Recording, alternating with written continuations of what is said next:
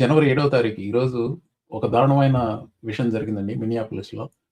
దాని గురించి చెప్పే ముందు నాకొక చిన్న మనవి. ఒక్కసారి మీ రాజకీయ అభిమానాలని, పార్టీ రంగుల్ని పక్కన పెట్టి ఒక మనిషిగా మామూలు పౌరుడిగా నేను చెప్పేది వినండి ప్లీజ్. నేనిప్పుడు మీకు చెప్పబోయే సంఘటన గురించి మీరు మరింత తీవ్రంగా ఆలోచించాల్సి ఉంటుంది. ఇది కేవలం వార్త కాదు. ఇది మన భవిష్యత్తు పరిణామాలని నిర్దేశిస్తుంది. పోను పోను ఎస్కలేట్ అవుతున్న సిట్యుయేషన్ ఇప్పుడిది. ట్రంప్ అధికారంలోకొస్తే ఏదో అద్భుతం జరిగిపోతుందని చాలా మంది అమాయకంగా నమ్మారు. నిజంగానే. I am not being facetious. అలాగే మాగా ముసుగులో మాగా టోపీలు పెట్టుకున్న వాళ్ళు really bad people are there. వాళ్ళకు మనసు నిండా ద్వేషం ఉండటమే కాదు, చెడు చేసే తలపులు కూడా ఉన్నాయి వీళ్ళు ఈ మాగాలో. అలాగే పరమ మూర్ఖులు కూడా ఉన్నారు. అమాయకులు, మూర్ఖులు, ద్వేషపూరితమైన చెడ్డ పనులు చేయగల సమర్థులు. 3 వర్గాలు మాగాలో. ఈ 3 వర్గాల వాళ్ళు ట్రంప్ అధికారంలోకొస్తే ఏమవుతుందనుకున్నారు? ధరలు తగ్గుతాయనో, లేకపోతే సరిహద్దు భద్రత వచ్చేస్తుందనో, ఇమిగ్రేషన్ రిఫార్మ్ అయిపోతుందనో, లేకపోతే ఇల్లీగల్ ఇమిగ్రెంట్స్ అందరిని దేశం నుంచి తరిమేస్తారనో, వీళ్ళందరికీ ఆర్థిక స్తోమత పెరిగిపోతుందనో, ఇలాంటి ఏవో కలలు కన్నారు. కానీ నిజానికి ఏం జరుగుతుంది? Inflation is high. లేదు, అది డెమోక్రాట్ హోక్స్ అంటున్నాడు ట్రంప్. సరే, నమ్మితే నమ్మండి. That is not. ఇన్‌ఫ్లేషన్ ఎందుకు పెరుగుతుంది? ముఖ్యంగా టారిఫ్‌ల వల్ల. అమెరికాలో చలి ప్రాంతాల్లో ఉన్న వాళ్ళందరికీ తెలుసు. హోమ్ హీటింగ్ ఎంత ఖర్చయిన విషయం అనేది. అదే 10-11% పెరిగింది ఈ సంవత్సరం. ఇలా ఖర్చుల విషయంగా చూస్తే సామాన్యుడి మీద భారం తగ్గలేదు. అది పెరుగుతూనే ఉంది. అలాగే మాగా ఏమనుకున్నారు? ఆ! America first. మనం ఇతర దేశాల్లో మనం జోక్యం చేసుకోము. యుద్ధాలు మళ్ళీ మొదలుపెట్టమన్నాడు. 8 యుద్ధాలు ఆపానని చెప్పి అక్కడ ఇక్కడ తెగ బాకాలు కొట్టుకుంటున్నాడు ట్రంప్. కానీ నిజానికి ఏం జరుగుతుంది? 7 దేశాల మీద బాంబులేశాడు. వెనిజులాకెళ్ళి వాళ్ళ ప్రెసిడెంట్‌ని నిర్బంధించి తీసుకొచ్చాడు. 80 మందిని అక్కడ చంపాడు. అమెరికన్ క్యాజువాలిటీస్ ఏమి లేవు. వెనిజులా క్యాపిటల్ కరాకస్‌లో 80 మందిని చంపారు రిపోర్ట్‌ల ప్రకారం. విదేశ విషయాలలో జోక్యం చేసుకోనని చెప్పి సంవత్సరాల తరబడి చెప్తూ ఇప్పుడు సైనికులను పంపించి సైన్యంగా వాడుకోలేదు, వాళ్ళని కిడ్నాపర్స్‌గా వాడుకొని తీసుకొచ్చాడు. This is what he is doing. మాగాలో కొన్ని వర్గాలు they are okay with this. ఇవన్నీ ఒక ఎత్తు. వెనిజులాలో ఎక్కడో ఏదో జరిగిందని ఇప్పుడు మన ఇంటి ముందు జరగలేదు. అది మనం we cannot relate to it. మనకు అవగతం కాదు. ఎగ్జాక్ట్‌గా దాని ఇంటెన్సిటీ మనకు అవగతం కాదు. ఇవన్నీ ఒక ఎత్తు. మిన్నియాపోలిస్‌లో జరిగిన హత్య చేసింది ఒక ఐస్ ఏజెంట్, ఒక ఫెడరల్ ఏజెంట్. అది మరో ఎత్తు. అతడు చంపింది ఒక ఆడకూతురిని.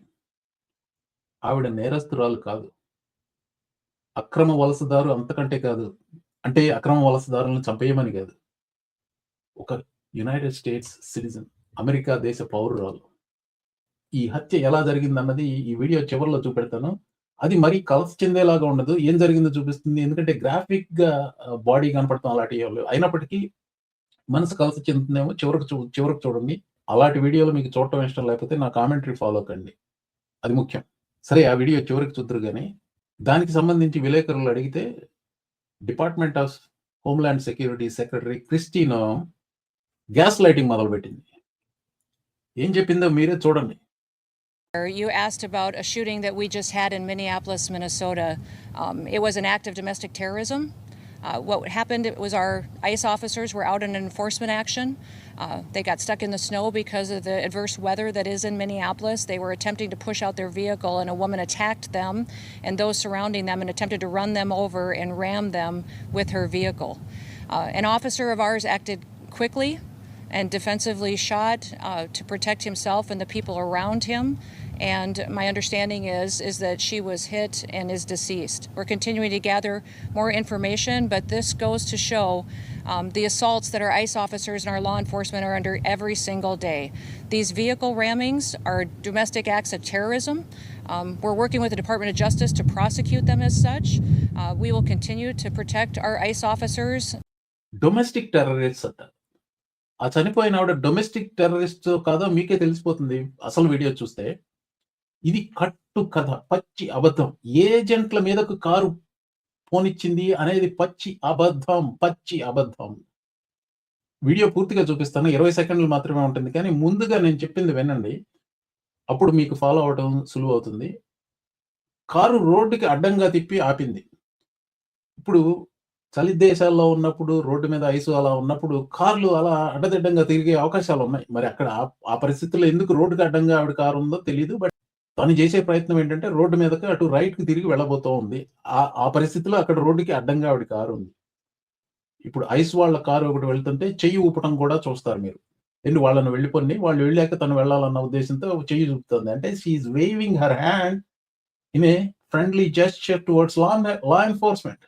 ఒక పోలీస్ వెహికల్ వెళ్ళిన తర్వాత ఇంకో పోలీస్ వెహికల్ వచ్చి ఆపి ఈవిడ దగ్గరికి రావటం మొదలుపెట్టారు. అప్పుడు ఆవిడ భయపడిపోయి వెంటనే ముందుకు వెళ్ళాలని చూసింది.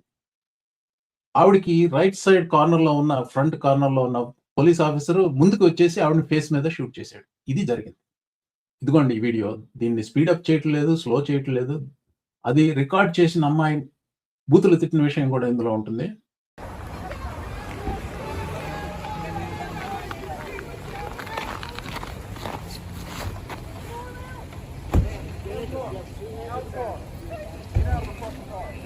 No!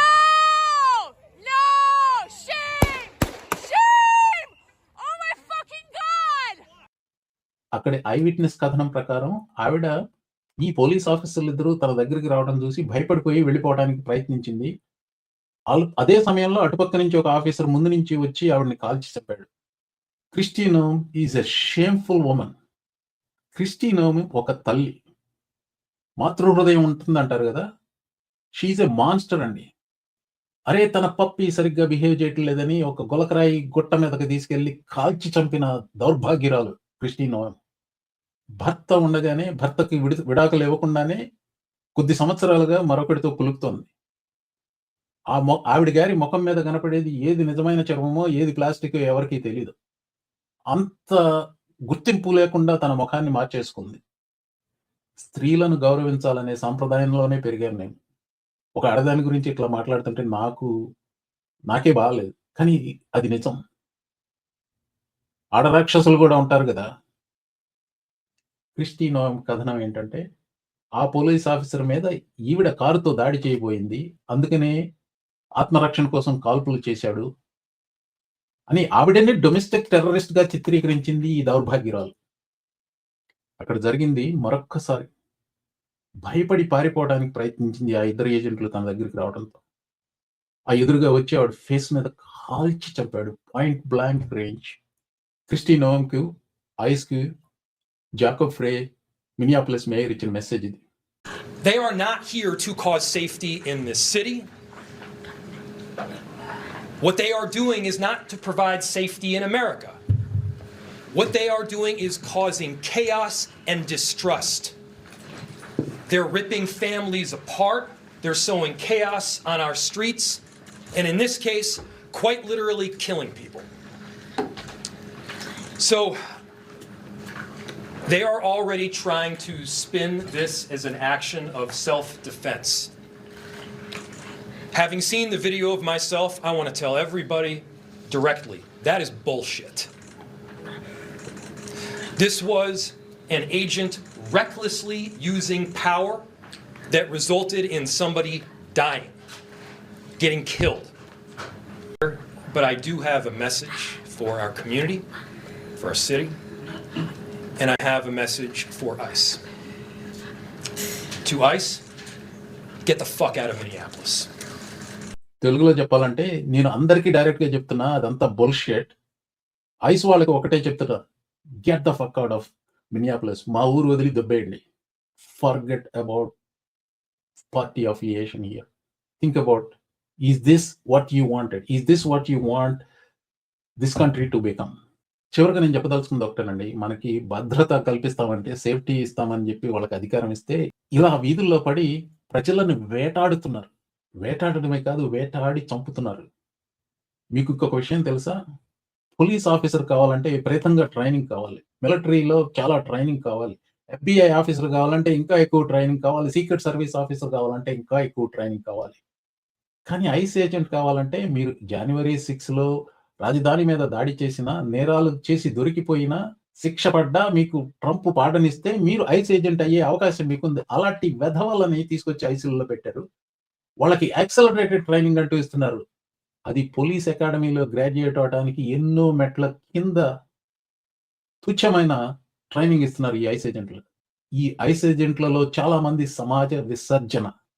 ఈ ఈ స్టోరీ మొత్తాన్ని ఒక్క వాక్యంలో కుదించి, ఆ వాక్యం మీ మనసుల్లోకి చొప్పింపజేయాలని ఆలోచించి నేను ఎంచుకున్నది, ఒక అమాయకురాలిని చంపి ఆవిడ మీద డొమెస్టిక్ టెర్రరిస్ట్ అనే ముద్ర వేసింది క్రిస్టీ నోమ్.